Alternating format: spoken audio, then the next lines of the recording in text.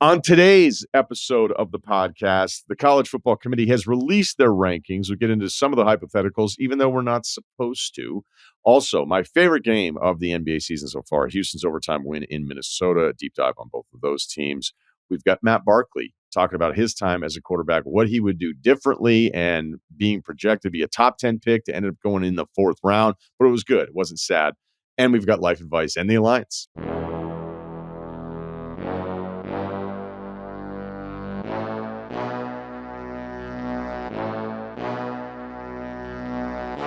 I want to get to a couple things here.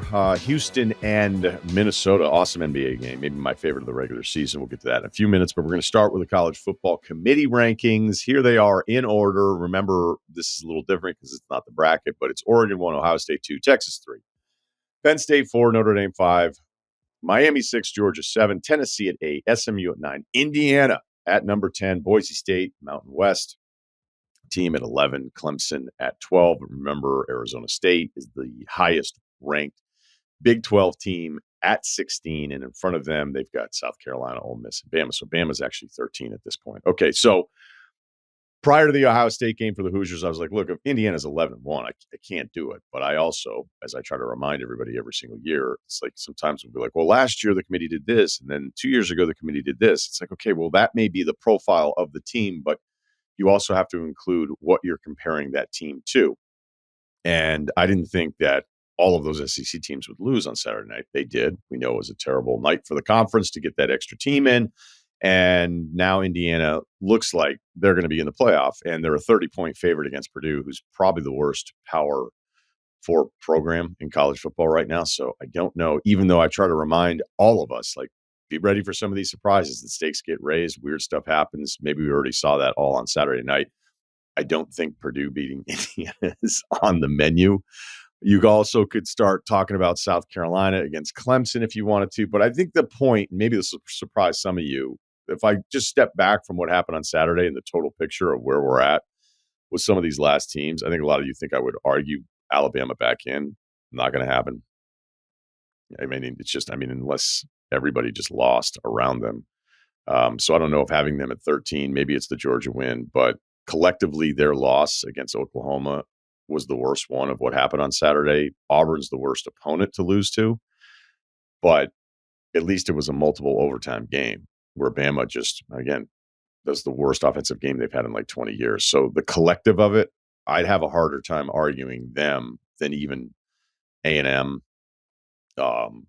Ole Miss, certainly South Carolina. I mean, Ole Miss losing to Florida, people may not want to hear it, but when Florida goes to overtime with Tennessee, competitive against Georgia, beats Ole Miss, beats LSU over the course of 6 weeks, like, I just think Florida's a decent football team right now. But there's just not going to be a Bama argument for me. I don't know what's going to happen with Clemson, South Carolina. The winner of that starts to get a little chesty, but you still have to just factor in the automatic bids that are going to happen here and the seeding thing and the way it plays out with the actual brackets. I think once we see the visual of it in the final piece, like, there's a version of this, you're going to go, what? Wait, this is what it's going to look like. And this team has an easier path despite having this kind of thing. So I think the overall lesson, at least for this year, is the committee likes the Big Ten. I think they like the standings part of it. And there was an interesting answer from the committee chair, Ward Manuel, who's the AD at Michigan.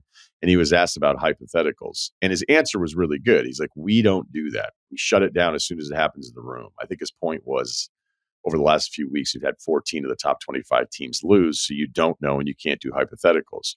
I think it's the perfect answer for somebody tasked with something like this that's just impossible and opens itself up to criticism from every single angle.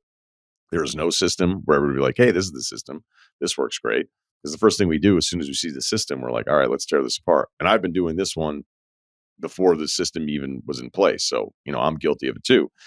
But the non-hypothetical thing, like I said, is a great answer. It's the right answer. It's the answer they have to give us. The same way when we had asked committee chairs in the past, do you rank the conferences? Do you prioritize one conference over the other? And they were like, well, no. Well, the reason they said no is if they said yes, then we would ask them, well, how did you rank the conferences? And then they can't tell us. So they can't tell us any hypotheticals. I just don't know how you would do this. I don't know how you would ever look at sports and not do hypotheticals. Whether it's me doing this professionally for over 20 years and be like, I wonder if this would happen. Or think about how you talk about sports with your friends. I think this team would beat that team. Pretty simple concept. We've been doing it a long time. I think it's fairly normal. I don't like think about basketball. It's like, well, if this guy had played with this guy, or this guy had been on this team, or this guy had more help, or that guy didn't have as much help. It's literally all we do. When I talk about assumptions going into the start of a season with college football, because of the sports we really care about, it's the one we know the least about because of the turnover, the ages, and everything else that's happening. But like Texas bringing back 15 starters from a playoff team with their NFL quarterback and the coaching staff intact, there's a good chance I'm going to think that team will be good the next year, as opposed to Washington, who loses everybody, has one returning starter, and their quarterback's on the Atlanta Falcons. Like, I don't think that's a difficult thing to figure out. It's the same way with the Bills and Niners. I thought the Bills and Niners would both be good this summer. I might be wrong about the Niners. I'm going to be right about the Bills. So if you figured out a way to talk about sports without including any hypotheticals, then congrats, because you are much better at doing this than I am. Not hypothetical. The Houston Rockets are one of my favorite basketball teams in the NBA. They win at Minnesota last night, 117, 111 in overtime. Again, I think it's the best game of the season. Just the effort level and the chaos. And it wasn't like it was the most beautifully played, but it just felt like it was so important. It really felt like a playoff game, and it was just intense from start to finish. Do you know that the Houston Rockets are the 3 seed today? You probably did know that. Did you know that Memphis was the 4th? I bet you that would surprise a few people. Minnesota's lost 3 straight. Overtime, Houston really fell apart offensively towards the stretch of regulation, and then not much to show there in overtime. Down to the final possession against Boston. The Toronto loss, though, was the one where you're like, how did that happen? They had 3 days off before that. Did they have off too much time? Who knows? Whatever. Let's do a little audit with them, because the Timberwolves are now your 11th seed in the West. That team does not get in. 8-9 on the season. Not what you'd expect from a team that was growing in the right direction with their playoff run last year. So if we look at the profile of some of the things here, because they had some offensive numbers that were concerning, their late offensive stuff. So let's look at that. Overall, offensively, they were 17th in the league last year. The winning numbers, they were the best defense by like 2 points per 100 possessions, just a dominant defense in today's NBA. They were 8th in shooting. They were 8th in rebounding rate. They had some fourth quarter and clutch stuff that I didn't love. Fourth quarter offense, 16th. Clutch offense, 22nd. Their net clutch rating was 27th on the season. So you're like, how? Like, I'm supposed to take this team? Yeah, they were just that good defensively. And I think the Ant stuff, his superhuman powers, was enough to, like, in some close games, despite the number profile being like, that's alarming.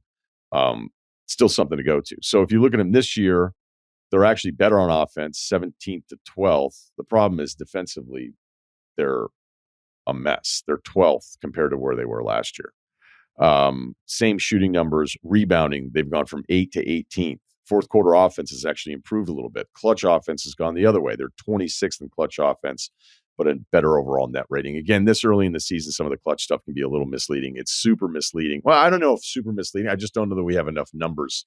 If you go like clutch player numbers, there's like, I looked through it with Ant. There's nothing that's like really alarming. He's actually, he's not getting to the free throw line a ton because he's taken so many threes. So it's still about the defense. Them being 8-9 is still about their defense, even if last night's an example of the nights I don't like their offense. The Randall drives where he's just driving.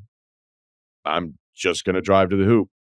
Although the good thing for Timberwolves fans is that you're used to just a big guy going like, all right, I'm just going to drive through everybody with Cat. So you've replaced that with Randall. Although Randall's had much better moments from, a couple of the early things that I saw from him. A lot of like Ant bail us out stuff. He's taken 21 shots a game. It was just under 20 last year, so that's about the same. But he's taking way more threes. 7 last year, 11 this year, but he's hitting 43%. So, yeah, less free throws because he's taking more threes. But when he's hitting it at that kind of number, it just feels like late in games a little bit. It's just him. Sometimes it works because he's that good, but he's just tasked with, let me see if I can get free because everybody's loading up on him defensively. So the clutch stuff is a little weird. I think the one thing that I've noticed here is that DiVincenzo, non-factor last night, couldn't make a shot. Jaden couldn't make a shot for him. But overall, the corner 3 numbers from DiVincenzo and McDaniels are just bad so far. DiVincenzo, who was like 40% from threes, 30 some low 30s overall. He's 26% on the corner threes. Jaden's 30% of the corner threes. So that shot's going to be there on drives from Ant. And look, DiVincenzo's not going to shoot that bad of a number, I wouldn't expect, but that's kind of clogging him up a little bit. I mean, as much as I've talked Rudy too much and where I'm at, because there may be no more pointless notification in society than Rudy waving his hand up in the air on a cut saying, I'm open. It's like, cool. Enjoy being open. This round thing, you're not getting it. But he played so hard last night. Like sometimes I see him going after loose balls at that size, and I'm like worried he might not get up from it. But yeah, the offense just kind of fell apart on them. And there's some shooting stuff from guys that probably should shoot better numbers from the corners. Certainly DiVincenzo that you'd expect to be better. I know Conley's been out, but I don't really know much Conley has left in the tank. Maybe Conley would help unlock some of their problems by setting something up as opposed to just Ant fix it for us. All right. Well, what about Houston? Because they won. I've got you. Don't worry about it. Rotation, Rye. Let's take a look. So Houston closed with Şengün, who was terrific triple-double for him, and also was smart in the way he was attacking Rudy because Rudy was in foul trouble there late. They also had Jabari, Dillon Brooks, Fred VanVleet, and Amen Thompson. All right? So no Jalen Green. He played 23 minutes, but once Green was subbed out, that was it. Fourth quarter, overtime, we did not see him again. Thompson played 38 minutes. Tari Eason actually left the game here too. So the Tari and Jabari conversation that I'll continue to monitor here, that left them, like they didn't have to make a decision because Tari had left the game. So Jabari ends up closing this one out. So yeah, we mentioned the Jalen Green part. I loved watching Houston play. Thompson had a strip on one of the guys from the Timberwolves, just a huge defensive possession, just overwhelming the ball handler with his length, size, athleticism, and then finds a way, like through traffic, a contested layup. Like it was just a huge moment, and everybody goes nuts. As far as his shooting, he had a corner three. He had that huge play that I just talked about. He's at 32% now on threes. I know it's not great, but he looked like last year at 14%. Like as much as you may love his athleticism and those little moments with him as a basketball player, you're like, wow, that looks a little different.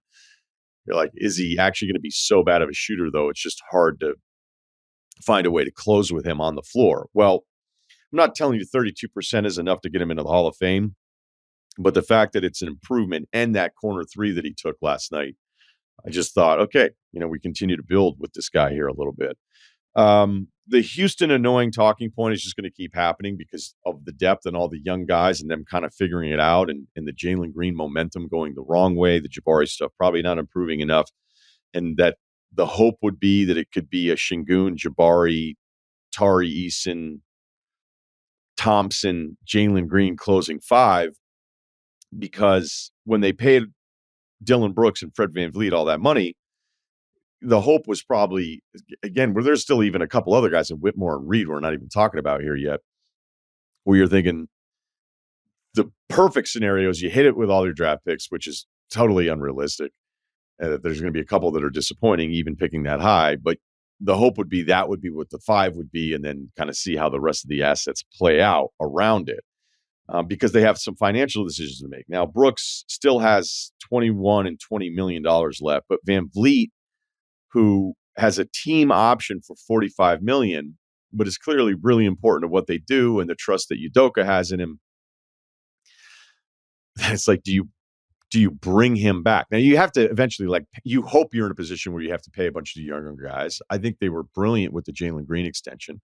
Like, we're going to pay you, but we don't know that you're that guy yet. And if you are, then you'll be able to figure out a way to get out of the deal and get all the money that you thought you were going to get this time around. I think other teams would have just given in and been like, well, Jalen Green's just sort of our guy. And maybe other teams wouldn't have this much depth, this much youth.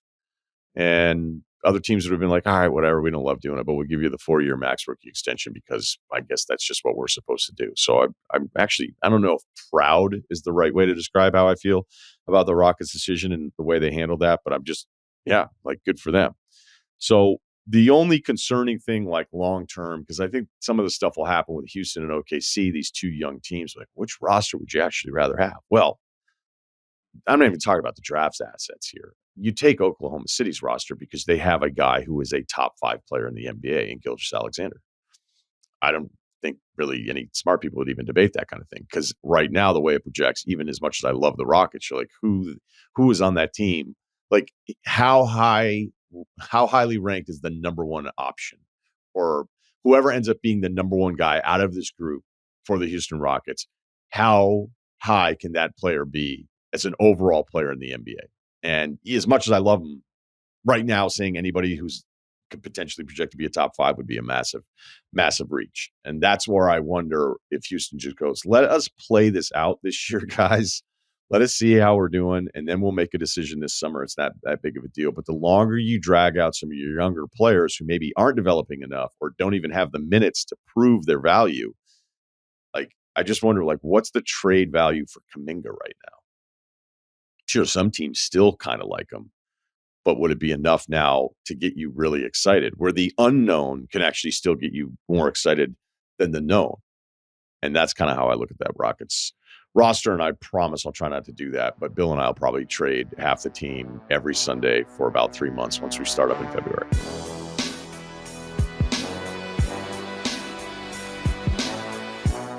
Joining us now on the podcast is somebody that I really enjoyed watching at college. I saw him live a few times. He's got an NFL career too, and I would say maybe has the highest approval rating of any athlete that I've talked about, because I said, we're getting Matt Barkley on the pod. And like 3 different guys were like, oh, he's just the best. So Matt Barkley joins us today. What's up, man? How we doing? We good? Yeah, man. I know you're down in the OC. So yeah, I was making the rounds, and some guys that have worked with you and training and a bunch of different things have all talked about you. And I know some of your USC family up here as well. So speaking of SC, I remember the first time I saw you play live, I went up to Autzen back when I was still working at ESPN. So flew the Connecticut deal, which is usually Hartford to Salt Lake to like Portland, and then you drive to Eugene, or you can do the third leg and fly to Eugene. And Stanford Steve and I were on SC sideline, so your sideline, at the start of that game. Okay. And I think I remember you saying something, you can correct me here, but you had said something like, I don't care about the noise. Like, I like it loud. It was so loud on that first drive that I remember talking to Steve going like, I wonder if he likes it right now. And then I know it was a tough Saturday for you, but I'm sure you probably remember the silent count pretty early with that game. I do. And that came up a few times that year because we started the year off with a bang playing in the Horseshoe against Ohio State. I was there for that one too. And that was still, Autzen was loud, but that game was one of the loudest environments I've ever been in. Like, even a concert where you're a front row and the speaker's like right here, that game in the Horseshoe was another level. And so from that point on, I remember we played up at Cal and they said the same thing. They like, of course, whatever beat writer was asking, like, is it going to be loud? Are you going to care about the noise? I'm like, no, we've dealt with the noise. We can handle it. And they actually printed out little like pamphlets and put them on every single seat to make sure that the crowd was loud. That wasn't loud. But when we got to Autzen, they just brought a different level of, especially with that overhang. If you've ever been up there or even seen it on TV, that stadium was rocking. Yeah. Yeah, the overhang on the visitor side just cycles the noise back down on top of you. And the sideline for the visiting side at Autzen is so small, like they could touch you if you were to walk behind the bench. Like if you're grabbing a water or whatever, there's no room, and it's so on top of you. And then I just remember you guys going down the field, or at least trying to, and it was like, this is a lot. And look, Oregon was rolling at that point. But it was kind of a fun start to like, how is this going to be handled? And look, it was a big day for the Ducks. Look, man, you've been out of it now. This is your first time. What is this like? What is this like not being connected to a team in the NFL? Yeah. 11 years in the league. First year without football for me since 2000, since I started playing in middle school. And so it's been a little bit of an adjustment, little life change. A lot of time at home earlier this year, doing carpool twice a day, taking the kids to sports, and kind of soaking up though family time that I kind of missed out on, especially this time in the fall, because it's such a duality of seasons, literally and figuratively. But we're all in the fall, and then I have all this time normally in the off season, but I'm still training and kind of doing my routine. But this year, I kind of saw the writing on the wall and thought there was a small chance I could be playing. Actually got a few calls during preseason, but just kind of felt in my heart like it was done. My kids are 9, 8, and almost 5, and the thought of being away from them for 4 months was not too appealing. And so I just knew it was time, and I've already got plugged in with a new job in my next career, next chapter of life, and so I felt like the transition has been pretty seamless. I miss ball. I miss the boys. I miss the locker room, just stuff that's hard to replicate outside of football. But getting hit on Sundays and the travel and, living all over the place, just living in one house year round, like that in itself is a blessing. So it's been a great year.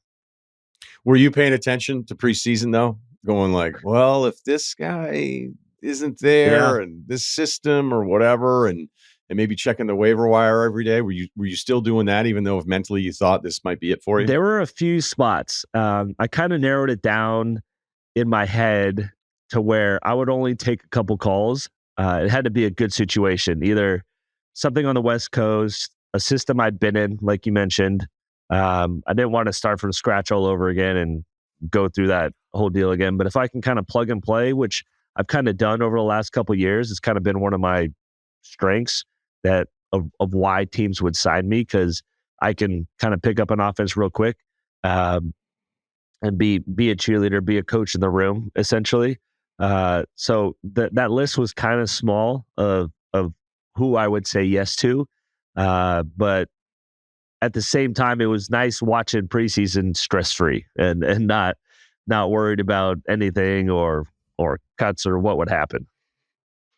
Okay, so I got to know Leinart a little bit up here, being in Manhattan Beach, and we've had him on. We've talked about it. I've talked to him about it off the air, where he's like, "Look, I come in, I'm not in anything even close to a system that matches the things that I'm good at, and then it took me kind of bouncing around a little bit." He's like, "By the time I think I really was comfortable and figured it out, at that point, it was just too late." Did you ever have the moment where you felt like, okay, now I actually know what I'm supposed to be doing, what I'm being asked to do, but since I've never really been the starter, I'm the mid-round pick, like I'm just not going to get the same opportunity that maybe I would have when I was first coming into the league? Obviously, if I know what I knew now as a rookie, yeah, things would be different. But I think timing and being in the right situation at the right time is such an oversight that so many people just forget about. And I think we're seeing it more, like with some of the quarterbacks in the league, like fellow Trojan Sam Darnold. Like I've always known he's talented. He was just in a bad situation for most of his early career, and finally gets a chance to break out with a good team, a good coaching staff who believes in him, and then look at him now. He's having an unbelievable year. So, not to say that I would have been like a Hall of Famer if I was in the perfect situation, but yeah, I mean, I got drafted by Chip Kelly, who I loved playing for, but running Oregon's offense wasn't necessarily like my forte, right? And had an unbelievable time got to be behind Michael Vick and Nick Foles and soak up all the Philly had to offer. But even that in itself was like, that wasn't the best start that I could have had for my career. At the same time, I learned a lot through that process of what it meant to, one, be a backup, to learn from watching rather than being under center. And that was a whole new process in itself of how do I get better? How do I still compete when it's just either scout team or, off-season OTA type stuff? And so I think that in itself helped set me up for a 10 plus year career, primarily as a backup, of being able to help a team, not just on the field, but in the QB room, in the locker room, doing community service stuff, and just kind of being a voice for the team in a sense. But yeah, I mean, a lot of that. There's so many factors that go into a successful career, and I don't think I learned it too late per se, but kind of hit my stride probably a little later than I anticipated. What was the best QB room you were ever in? Well, that Eagles room was legendary. Um, that was probably number 3. I think after that, I got traded to Arizona, and I was with Carson Palmer and Drew Stanton. Blaine Gabbert was there for a little bit. I grew up watching Carson at USC, and so being in the same room with him, I think he's 10 years older than me or something like that, kind of towards the tail end of his career. But that was almost a dream come true just because I learned so much from him, how he prepared, how he studied, took care of his body, was a leader, all that stuff. That was probably my second favorite room. And then being in Buffalo for 4 or 5 years with Josh, there were a few different guys over that term when I was there as a third quarterback. But I think the year that Kyle Allen was there was a fun year just because we were all buddies. We've all known each other for a while. And it was a good vibe. We were all in it for each other, helping Josh the best we could. That was probably top tier. So what was Josh like when it was early versus what we're seeing now? Because, I mean, I know what I saw, and it was like, I don't know. And it's really funny, too, because I remember watching that Patriots game where he had the turnovers, and then he did an interview with Chris Long this summer where he specifically pointed to that game of being like, well, some of the stuff that I do, like, I can't do it anymore. Now he's turned into maybe the second best quarterback in the NFL. So I didn't know in the beginning, even though we all loved his physical talent, you were there firsthand. What was that transformation like? Because you obviously had a second stint with the Bills. Yeah, he's really turned it around. And I think what people liked about him coming out of college was just he was a gunslinger, and that strong arm could throw it wherever he want, but it wasn't always accurate. And I remember, I think I played him in preseason in 2018. I was with Cincinnati and we went up to Buffalo, and he was throwing it so hard, but like sailing it over guys or throwing a slant 110 miles an hour. And I think it's been 6 years, 7 years, or whatever it's been. He's grown in so many ways of one, his mechanics have gotten so much cleaner, so much more efficient. He's comfortable with his motion. And I feel like he's just comfortable in the system to trust taking those underneath routes, taking shorter routes, trusting his guys to catch and run. And he's making great decisions with the ball. He's when he's running it, he's protecting the ball and himself more, which was kind of an issue early on with the turnovers. But he's the hardest critic of himself, and so he's really taken it personal to get better in those areas, and it's showing up. I mean, he's having a hell of a year. I think he's got a good chance to be even MVP, if not take the Bills very far in the playoffs. So you mentioned Darnold. Between Darnold, Baker, Goff, even Geno, where I think like last year was the pop year for him, it took even kind of longer for some of these stops. I think Darnold probably in that same, where Goff immediately was a starter. Baker's been a starter pretty much, other than that Rams stint, which we knew he was going to be a starter there.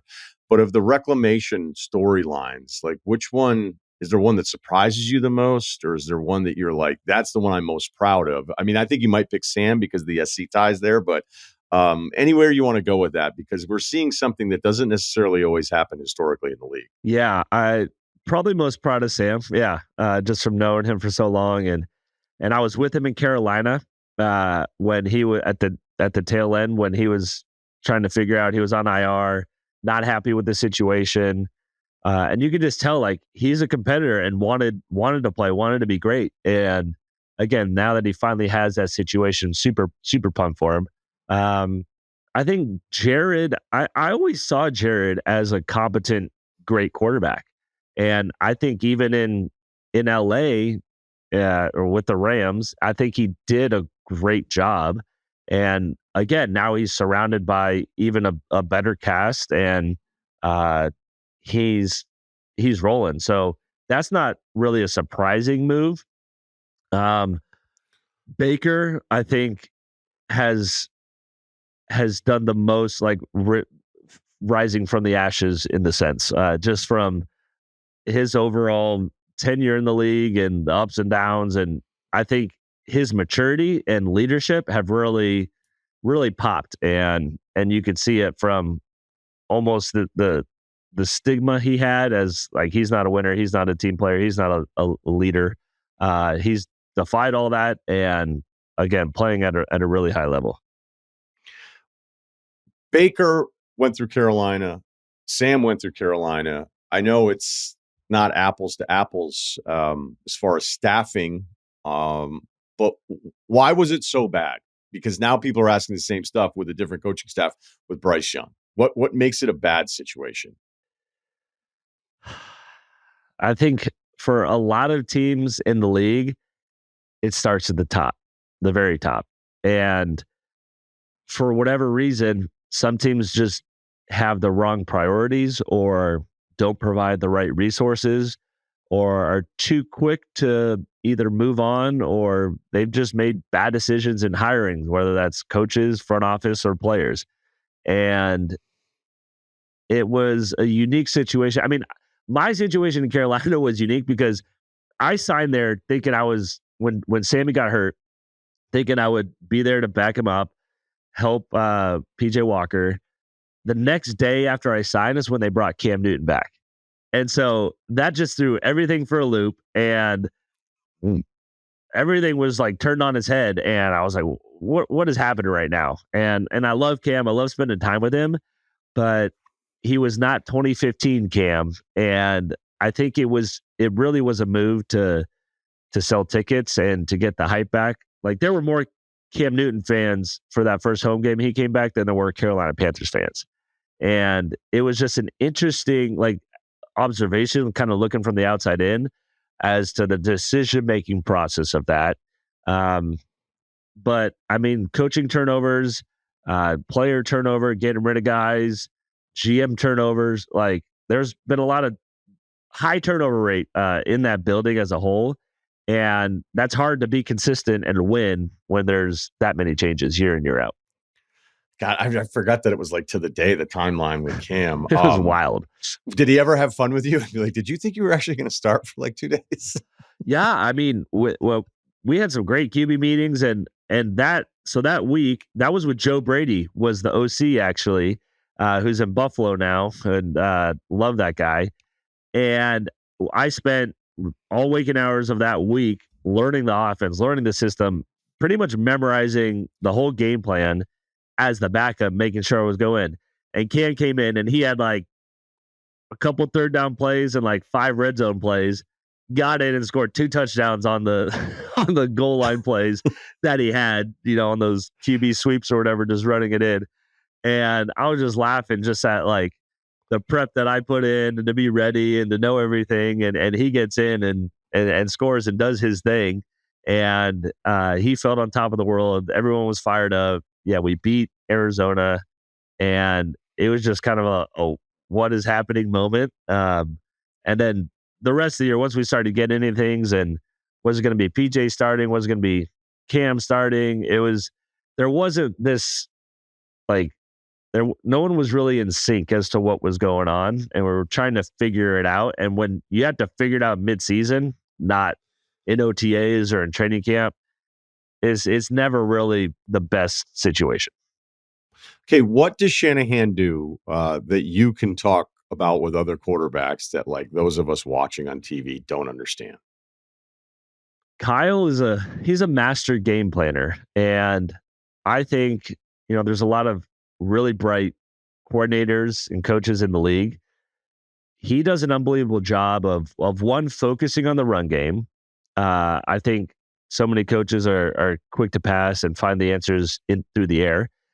He has mastered running the ball first and utilizing different schemes, motions, personnels. And I mean, you utilize your juice check, if you have a base personnel, but you can spread them out and empty, stuff like that really helps. And so he really just kind of sees all levels from top to bottom of how he can either expose the defense or utilize what he has to make a good play. And I'm pumped for him. When I was there with him, he was trying to figure out who the quarterback was going to be. Hoyer was brought in there. He drafted 2 quarterbacks in that first year. So we had 4 quarterbacks on roster, and he still kind of I think he wanted the Kirk Cousins, the Jimmy Garoppolo at the time. Couldn't really get anyone. Finally got Brock and has been rolling with him. So he has his guy who can understand and comprehend everything and run that offense efficiently. And again, he's just fantastic at run first, emphasizing blocking on the edges. All those receivers do a great job blocking and scheming up with different personnels and different, putting Debo in the backfield, in the slot, outside. And, now that Christian's healthy too, he's got weapons.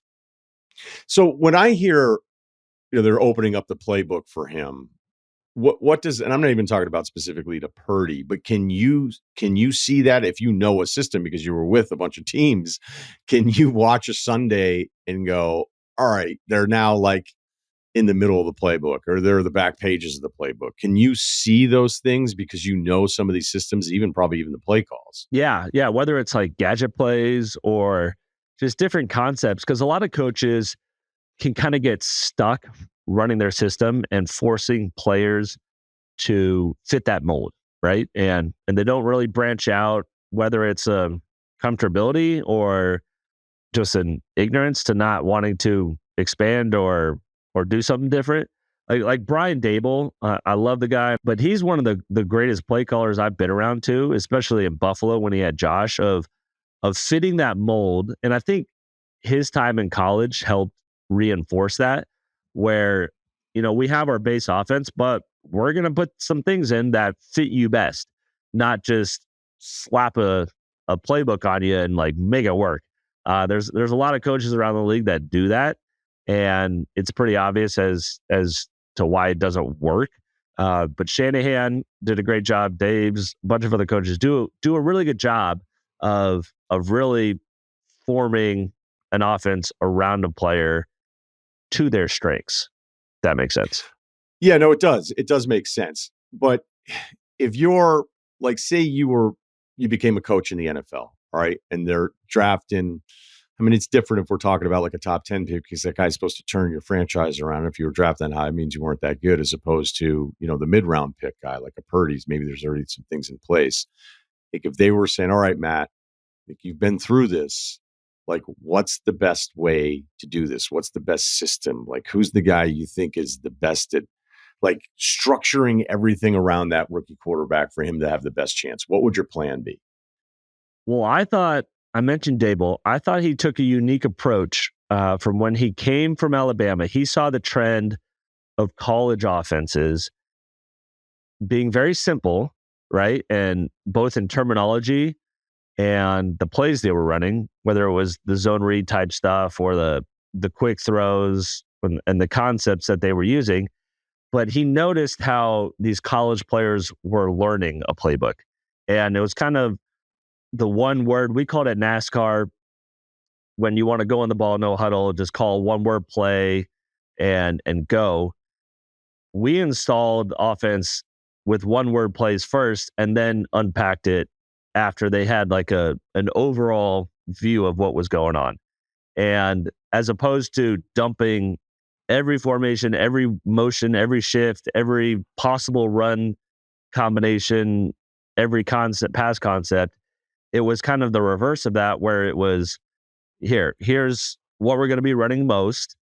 And it paints you an overall picture of what's going on so they can understand like the concept and both sides of the ball, or not offense, defense, but left side, right side. So they see the concept coming together.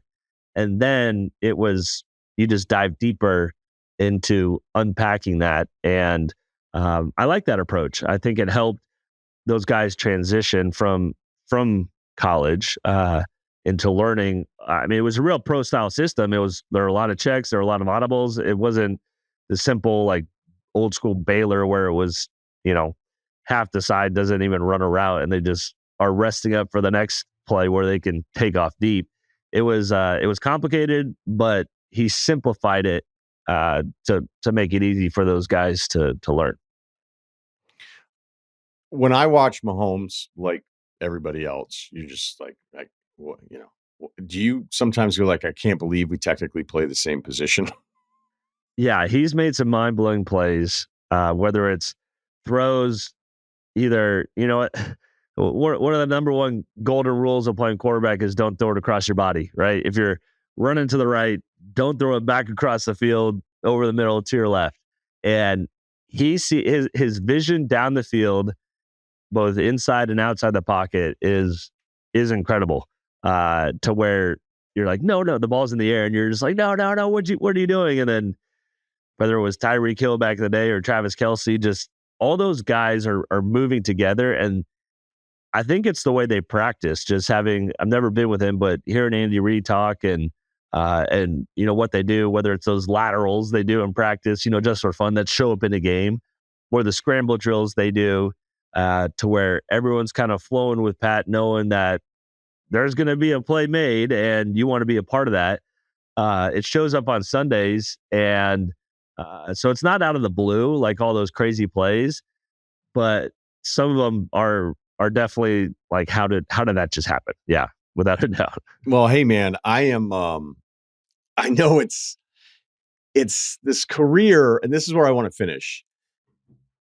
I imagine, like, now that it's over, and we talked about it in the beginning of like those moments of like, if I'd known this, but like, you're a story that I bring up a lot before the draft, because we know that you come out the year before, you're looking like a top 10 pick, and then you have the shoulder injury and you go in the 4th round. How difficult was that for you to think about the different starting points that you would have had if you just left, by the way, a place that you clearly loved, because, SC was, I think your relationship with SC was a lot stronger than a lot of the guys that had to make that kind of decision on whether or not they wanted to leave school. So when you look back on that, how difficult was that time for you? I think looking back financially, yeah, it would have probably been the smart decision to leave early. But there were so many more factors that led me to stay. I mean, the sanctions and finally being able to play in a bowl game. We finished that season. We had that win up in Autzen in 2011. So we beat Oregon. We beat UCLA 50-0, which was like, we felt on top of the world. We felt like we should have won the Rose Bowl that year, if not done something better. And so the fact that we could finally come back in 2012 for my senior year, playing a bowl game when we had all this momentum, all these guys were staying, we had high hopes. And yeah, it didn't work out the way that we envisioned it or that we wanted it to. But again, I think the lessons I learned from that season, both on and off the field, just in leadership, and gaining more knowledge from football and being with Lane for another year, they helped set me up for the league, whether that was the 1st round or the 4th. And so, could it have turned out differently? Probably, yeah. But I'm not the type of guy to either regret or kind of wish for something different. And my story is my story. Turned out the way it did, and very grateful for 11 years in the NFL. And who knows what would have happened? I could have been one of those guys that played too early, and you have a 2-3 year career or whatever that was. And so, again, I don't look back and wish something would have been different. Although, bank account might have been a little different. Yeah, maybe earlier on, but it sounds like you're on your way to making up for that. So look, man, I really appreciate it. We have some mutual friends. They think the world of you, and enjoy a more relaxing fall. All right. Awesome. Thanks, Ryan. Appreciate it, man.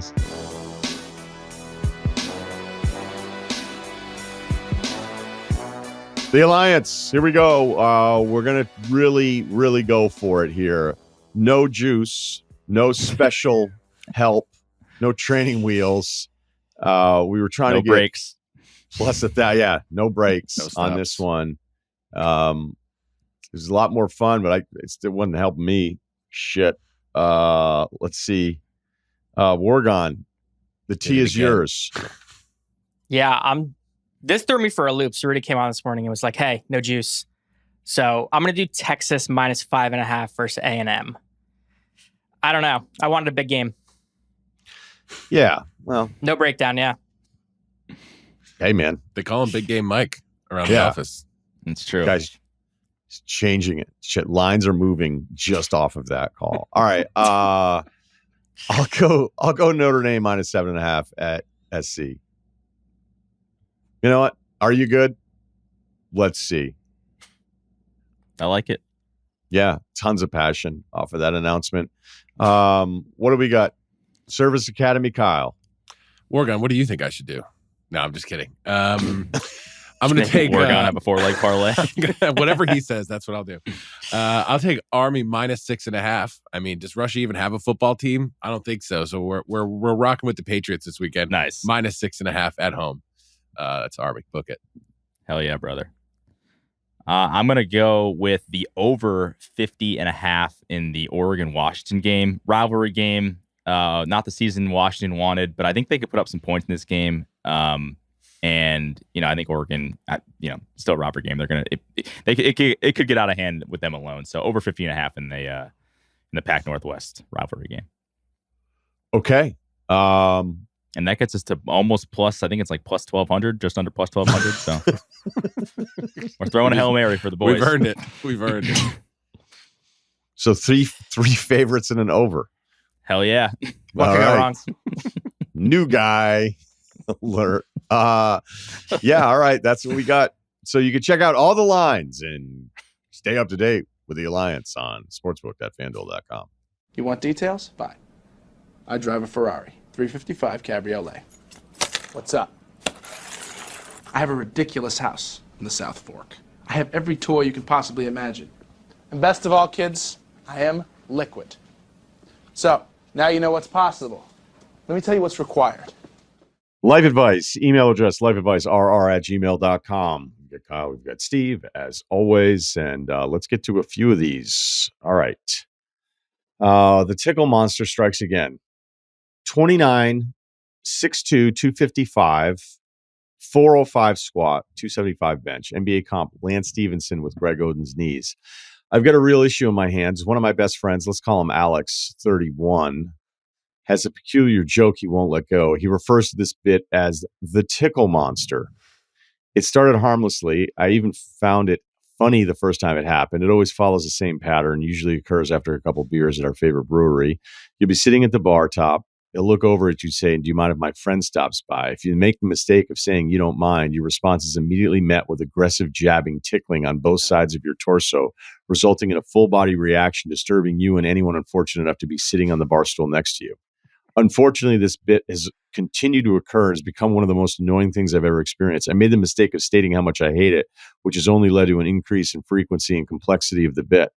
The delivery's gotten more intricate, taking on a "I think you should leave" style. This is right in your Q zone. Let me think about it for a minute. He stretched the joke out with longer, more tactful leads, eventually luring you into the inevitable question, "Do you mind if my buddy stops by?" The tickling action will take place, and he will then proceed to act like he can't believe what his buddy just did.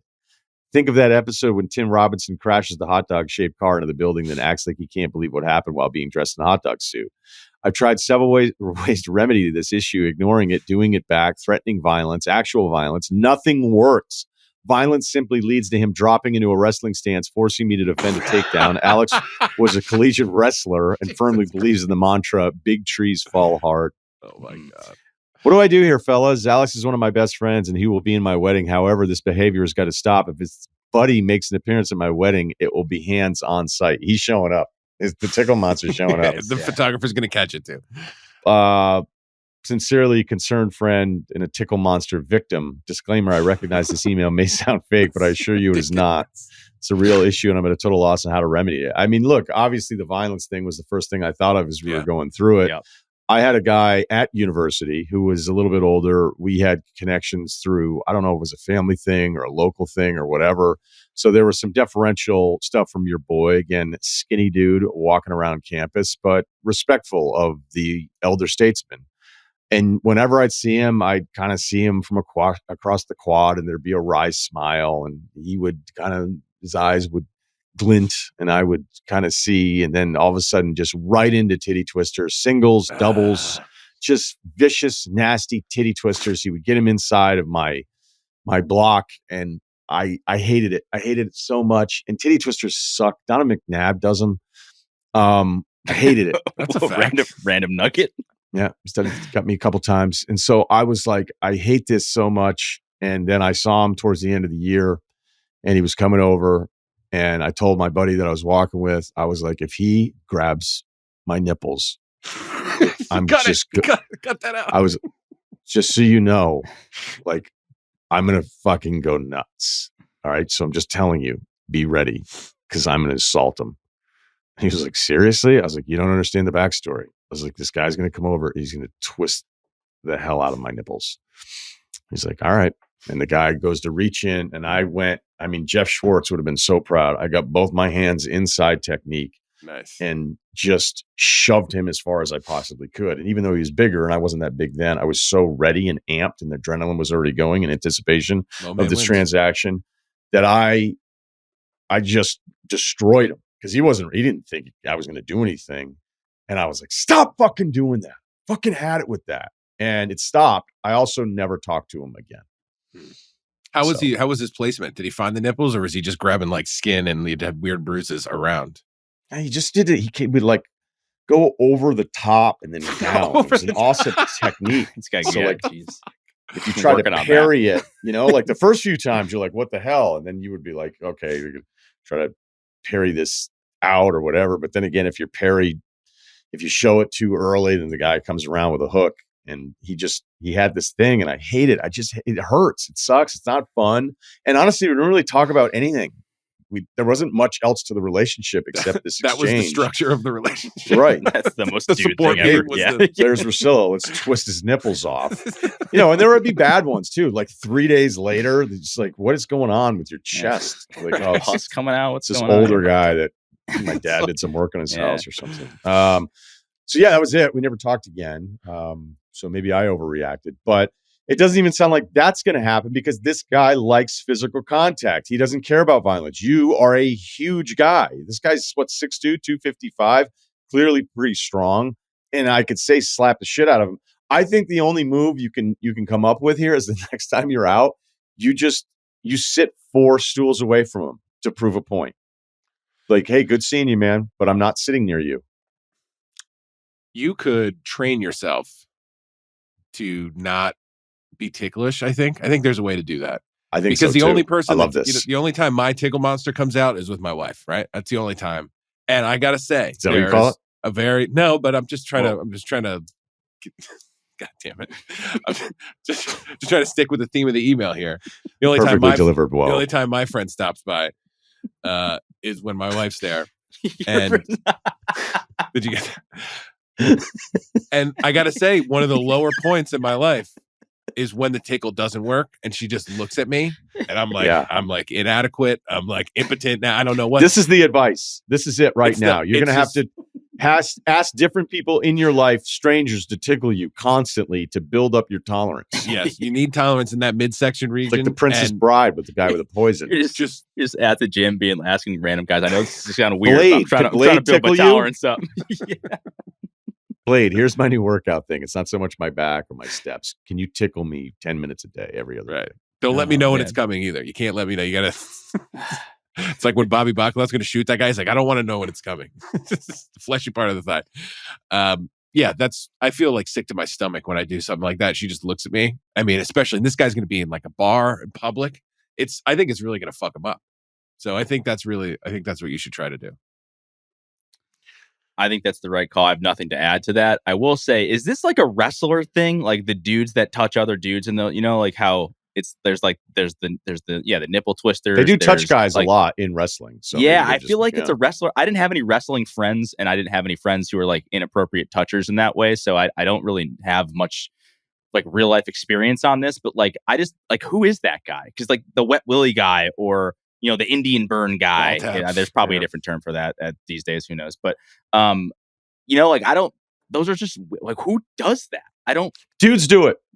I mean, look, my high school. There was another guy. There was another guy, one of my freshman roommates, who I don't know if it was a prep school thing or what, but the first couple of weeks we're living together, again, you're like being born all over again when you're 18 and you show up to college. You're out of the womb in an entirely different way. You're delusional though, also. So you have this like odd independence, arrogance where you're just like, now it's real. It's like, So dude, true. you're like 7 years from even being real. And then probably like another 15 from you even having any fucking clue. But he would post shower, like if you were sitting down on the futon playing Sega, or like sometimes I would be like, I don't know, hunched over a chair. It's fucking probably not studying, but you get the point. However, you'd be situated in a dorm room, and he would purposely drop his towel and spread himself and scream, staring at you. And you would just be like, Jesus Christ. Yeah. And I know dudes do like, just, this isn't breaking news to dudes that have been dudes for a long time, but I was like, where does one pick this habit up? And then the other roommate was like, we got to tell him to stop doing this. And luckily he was a pleaser. So we were like, dude, can you never do that again? And it was done because he was like, he went the opposite. The problem is this guy's a wrestler and he just knows he can screw with you the whole time. So the violence thing doesn't work. It probably doesn't even hurt him. He's probably tickling really hard too. We're probably talking about like forceful 2 fingers stiff Might leave jabs into the rib cartilage. Yeah. So you could try to like go, I'm just going to stare you down and not laugh, but it probably is pretty aggressive. Yeah, you're right. What if you wear body armor? That's what I was thinking. Flak Put, jacket? like some spikes on the side. Yeah. Yeah, like those pigeon things people put on a boat. Or like an electric, somehow Seagulls. Electric, like, oh my a taser God. situation on the side where he just touches it and gets zapped. Just smear yourself in horse dung. You might have bigger problems than that if you're doing Hey man, that. let me pull up a chair. Yeah, I think like maybe a Army Navy store, like just some sort of old school Covert Sort of body guerrilla armor, warfare like real situation. thin. Yeah. flak jacket. Just throw it on under a hoodie. Chainmail. And he just gets in there, snaps a digit. That probably put an end to it. Yeah, I guess I didn't. In my whole thing, he's definitely tickling that guy way harder than I'm tickling my wife. But I guess I didn't. It's probably, you're right. It's probably like real strong. Might even be like a 3-finger, real jab. It might not be as easy to train yourself for that. Like that's like, that's more than a spar. Or, You can't now that I'm really thinking spar about for it, that. Down the prank route, you get like those like fake blood pouches, put it on your side, he dabs you, and all of a sudden, like, obviously wear a shirt and outfit you don't really care about, but you just start bleeding out and he starts freaking out and you're like, oh my God, like what did I have on? It's like, is it a razor blade? What's going on? He just like, you kind of scare him into never doing it again. Who knows? Thinking of Arrested Development, and that's why you don't tickle. yeah. What was his name? Was I it forget that guy's was name. it Gene Parmesan? Is No, that what- was a different guy. That was the spook guy, but not I know, not the one-armed guy. Forget that What guy's a name. great name. Gene Gene Parmesan. Parmesan. Yeah, it's incredible. That's the kind of stuff with like writers, right? Like, what was the moment where you guys are throwing around what his name could be and who came up with Gene Parmesan and what was the reaction like in the room? I don't know. All right. Asking someone to take a photo on the plane. All right. 5'11", 170, no gym stats, lift 4 times a week, listening to the pod for 5 years, player comp, Walmart, Eric Bledsoe. Kind of like that. Bledsoe could go there for a little while. I don't know. What would the Walmart version of him be? Slower. Probably not as good as the pick and roll, turning the corner on it, but get some shots up. Maybe stocky. Well, 5'11", 170 though, Eric Bledsoe. Eric Snow, maybe. Flew this weekend from Boston to Naples, Florida, and I took the aisle seat, as everyone knows is the best seat. Is that confirmed? Aisle seat, best seat? You flipped me back to window. I was aisle guy forever. I know. And I now thought that's I'm what I window. needed. Yeah. Honestly, I feel like if you're like trying to get the extra leg room and like have your knee out, I feel like there's not a non-zero percentage of flight attendants who are actually looking forward to smashing you with that bar card. Because they go down once and they're like, all right, guys were coming through, elbows in or whatever, but I don't hear it. And I've been I think maybe purposely smashed with that rolling bar card. Like, is this guy seriously gonna be in the aisle after we said? So remember my flight to New Zealand? Aisle. They hit me so hard it almost like people were coming over to me. I was like, I do not want an apology from anyone. I do not want, this is not an issue. We're good. My leg doesn't work, but we're fine because I don't want people videotaping me. Yeah. Because she smashed me so hard. She's like, I told you to move. I was like, well, we are on a 12-hour flight in the middle of the night and probably a few people are sleeping. Right. Exactly. Just a guess, get some limbs here, move around. Yes, I flew coach. Nice. Good for you. Good to reconnect with the people. And also it's nice to be able to shift your weight completely to one side. Buddy the other night, he's like, you don't always fly private. I'm like, first of all, that's not even obtainable at this. Obtainable is not the right word. That's not even desired. How about that? And yeah, I'll fly coach all the time. Like, sometimes you got to do what you got to do. Well, I don't know. Sometimes you look at the price and you go, I'm not paying that much more for this. You know how many hoodies that could be? High-end hoodies. All right. So we are all in agreement that Window's actually the best now. Now, I know some people are going to say like, well, Isle, you're in control and people don't have to get up for you. I think every flight you should be allowed one absolute, like everybody in the aisle gets it. Hey, I got to get up. I got to get up once. If you're tanking beers and you're one of those airplane drinkers in your window, you're an asshole because then you're just going to be getting up all the time. But I think like there's a a fucking weird camel on those flights. I don't need to get up at all. Most times. Yeah, it'd have to be a you're like emergency. Scott Hansen of the airs. Yeah, unless otherwise I'll be like, listen, I'm going to blow my nose like 4 times and that'll be it. Like if it's one of those, you can't be I was just listening to Press Box. It's tough to be a sniffler on a plane. So you got to really take care of that. Especially the last few years. Although it's probably gotten better from peak. Did you just make a noise? 2020, 2021. Exactly. Yeah. Okay. All right. So we're all on the same page with the window being the best. There's going to be a lot of people saying we're totally wrong about this, but I would ask, like, are you so scared of disruption that you like the aisle because you don't have to ask anyone to get up? Like, I don't know. Like, I don't want to be the guy who's constantly like, hey, you got to get up. You got to get up. Shit's plugged in. Tablets, guys working or whatever. But you got to stand up for yourself every once in a while. In life. Exactly. At some point, you need to probably get up. And no one's in charge. No one put aisle in charge of window. Right. I don't read that on my ticket. Same price. Yeah. Okay.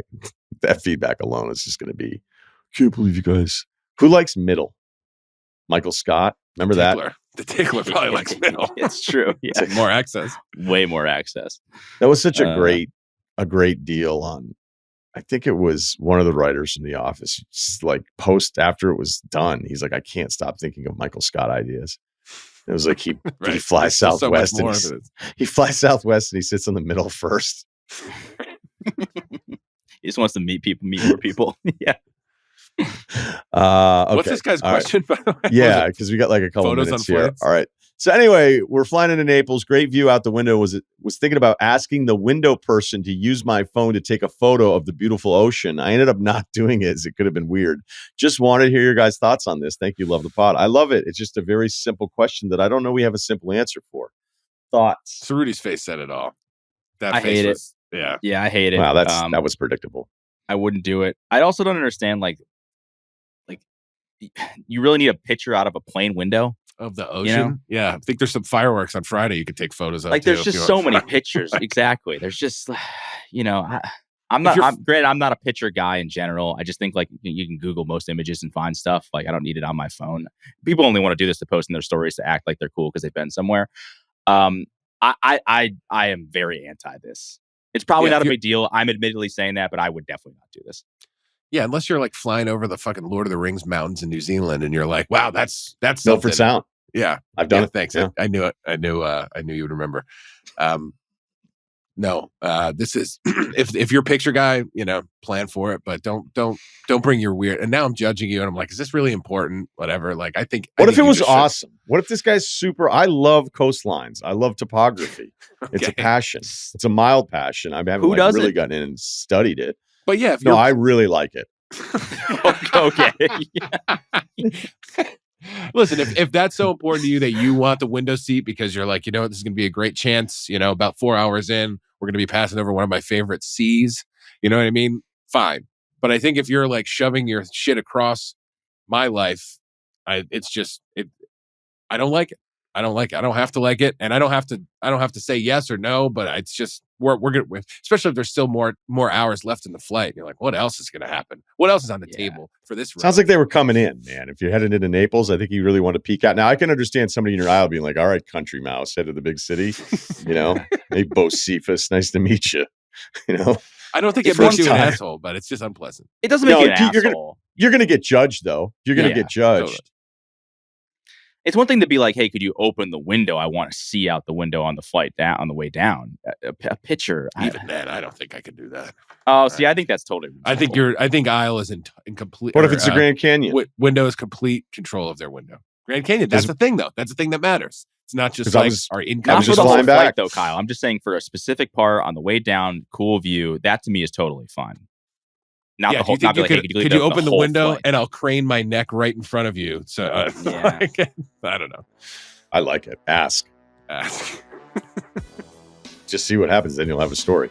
That'll do it for Life Advice. Thanks to Oregon. Thanks to Kyle. Thanks to Ceruti. Make sure you check out our YouTube page and subscribe to the Ryen Russillo podcast, Ringer, Spotify.